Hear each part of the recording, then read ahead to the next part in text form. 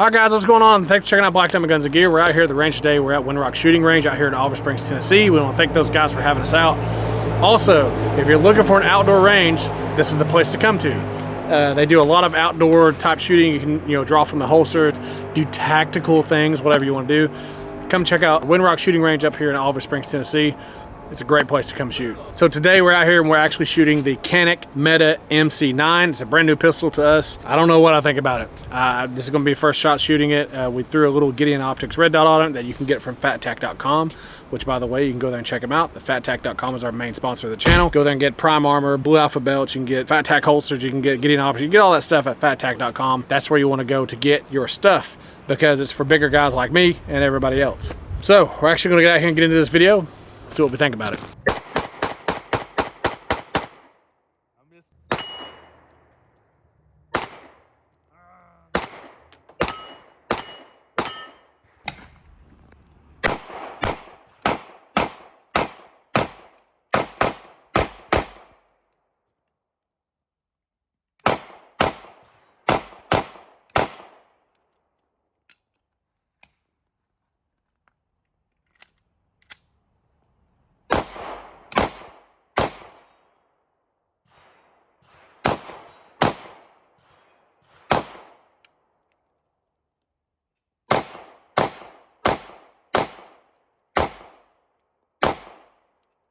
So guys, this being a micro compact, or micro pistol, it's very, in my opinion, pretty snappy. We're gonna throw some slow motion footage in there of me shooting it, mag dumping it, basically what you would do if you had a person that you had to put it into, and we're gonna see how snappy and how much it moves. I did it once. I'm gonna do it again with the larger magazine, so I can see if I can get some more control over it. So my conclusion of this pistol is it's very snappy. I think you do better when you have the larger magazines because you're able to get more of a grip on it, and it comes down a little bit further if you got big old meaty hands like I got.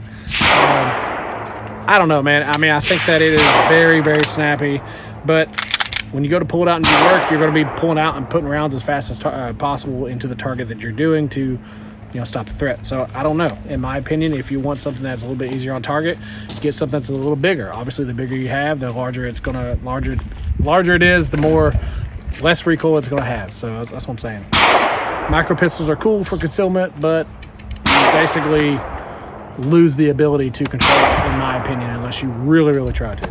All right, guys, we're back from the range. We got this Canik Mete or MC9, whatever y'all want to call it. This thing right here is very comparable to a bunch of different pistols.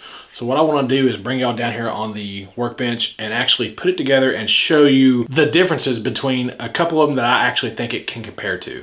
All right, guys, so right here we have the Canik Mete or Mete, or however you want to say it. Mete, I say Mete MC9. This thing is pretty cool. I'm going to show you everything it comes with in the box.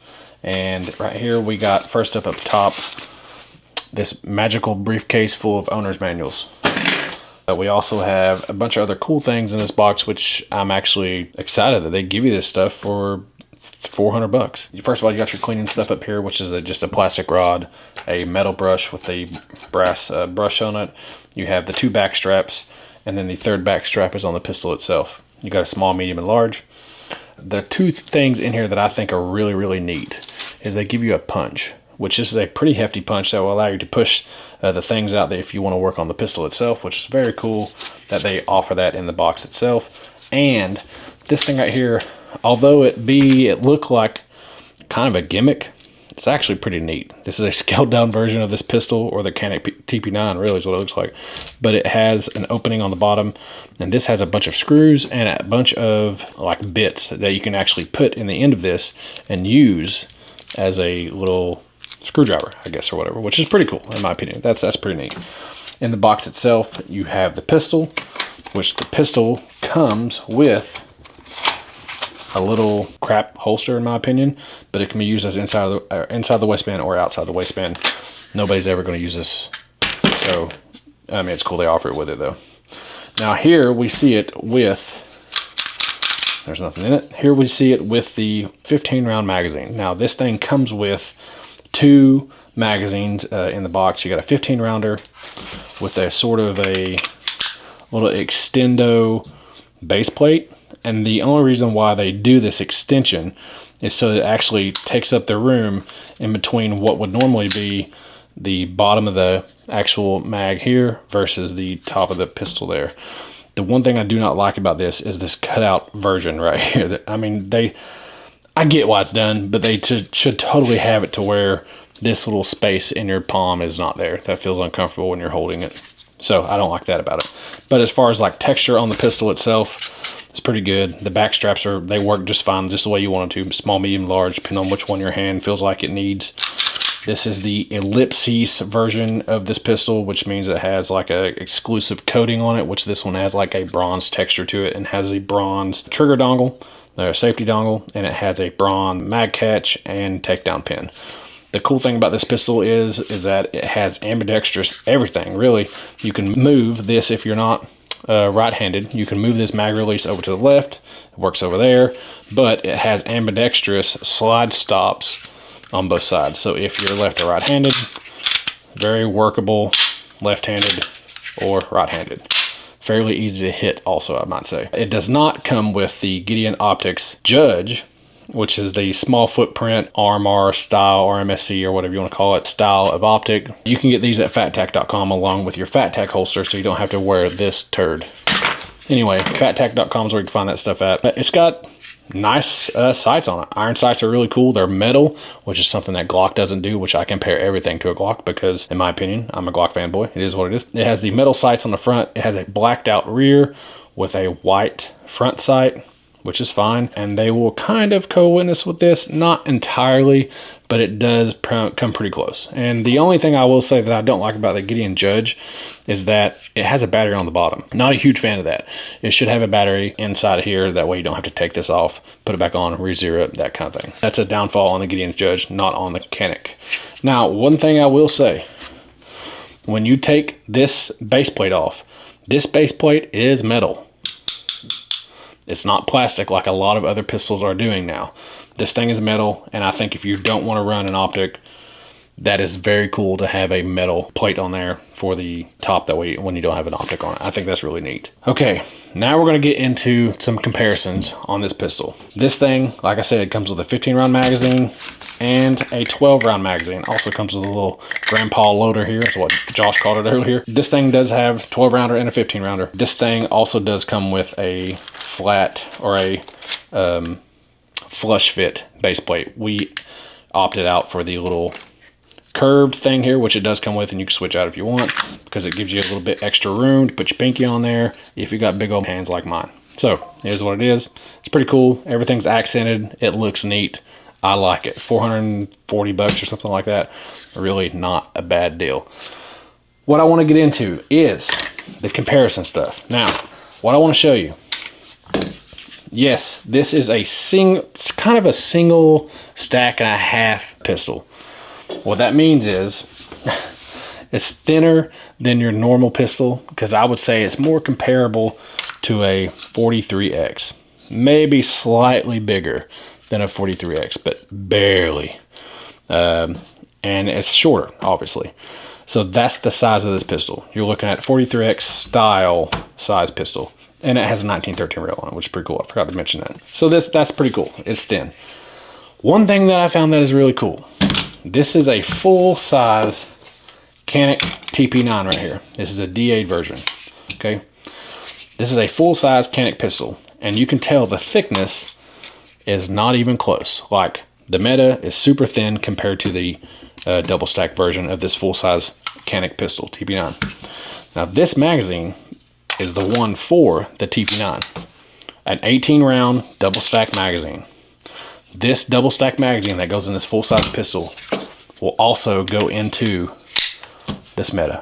That is one of the best things I've ever seen. I wish Glocks did that. What that means is they engineered this pistol around the magazine. I mean, it just blows my mind that this is basically a single-stack pistol, single stack and a half, whatever you want to call it, and it takes the predecessor's double-stack magazine. That's amazing. That is one of the coolest features of this pistol I've ever seen. So when it comes to size, it would take all the predecessor magazines, and it takes its own 13, 15. I want to see, as far as size go, like I said, 43X style size pistol. This is a shield. It's right around the same size as the Shield Plus. But guess what? This Shield Plus does not take M&P 2.0 magazines. That's a downfall. This is a Glock 26 that takes 12 rounds, same as this one. And look how much thicker a Glock 26 is compared to this. Now, I think if you have bigger hands, a thicker pistol helps, but I don't know. I think it's very cool. The only thing I don't like about it is, like I said, the cutout here when you have your actual 15-round magazine in here, wherever it is. I don't like that little cutout. And it does have a pretty high bore axis from your hand. I mean, you can tell it sets up a good inch or something like that. So that does make it a little bit less controllable, in my opinion. As you can tell, I mean, it sits pretty high compared to a Glock when it comes to the bore axis there. Even with the Shield even. Sits up pretty high compared to a Shield. Look how much further I can get it down in my hand. I mean, it's so... If it was a smaller bore axis, I would be way happier with it. But it is what it is. You saw the footage at the range. It's definitely doable. Guys, that's what I think about the Canik Mete. I think it's pretty neat. I ain't gonna lie. I thought I was gonna crap on it a lot more than I did. There's a lot of stuff about this pistol I actually like. The fact that it will take its own predecessor's magazines, I dig that. I think that's really cool. The fact that its optic cut is really cool. The fact that it's ambidextrous is really cool. The only thing I don't like about it is how big of a bore axis this thing actually has. But it's definitely controllable if you work at it and if you know how to hold a pistol, as James Yeager used to say. So I think it's worth the money. I think it being a $440 pistol, it's really not bad. And I mean, I would carry it, basically is what I'm saying. So there's a little bit of an overview. Oh, I also didn't tell you that it has serrations on the sides for all you John Wick press checkers. So there's the thing with the Mete. I want to say that this pistol was provided by Fat Tack, and we appreciate him coming down here to old Tennessee and letting us shoot this thing. Guys, if you want to check out our sponsor, Fat Tack, you can go to fattack.com. That is where you can find everything for bigger guys, including the Fat Tack holster for the Canik Mete MC9. This thing is awesome. It allows you to sit lower in your pants so that you can put it under your gut and way more comfortable. They have awesome t-shirts and apparel there. They have Prime Armor, Blue Alpha belts, everything you can think of at fattack.com. Please go check them out. They're our main sponsors, and we love them. So you can also go check out US Law Shield. Use our promo code BDGG.